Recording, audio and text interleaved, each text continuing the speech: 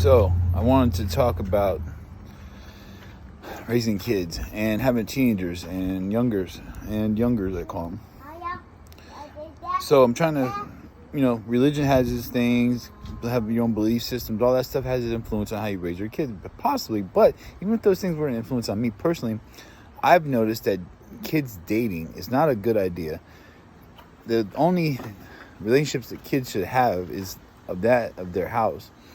And because what I'm trying to say is your family is first. And if you have a family that obviously sometimes has problems, it's hard to put these principles in play.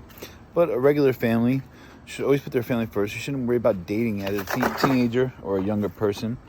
We should worry about more important things like your education, getting to know yourself, getting to know the opposite sex, and not necessarily getting to know them in a dating.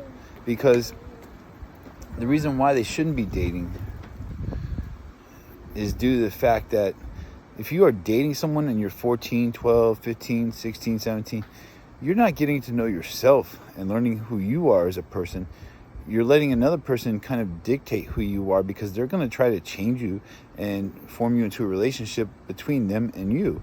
So with that being said, if that even makes sense to anyone, or if I even have the words to speak these facts and truth into the existence out there in the world, I hope someone's listening, because it would be a great lesson. Kids should be kids. We shouldn't be pressured into all these things at a young age. Now, when they're old enough and they've matured, and that's when they could date. That's just my truth and the truth I see in the world for teenagers and for younger people.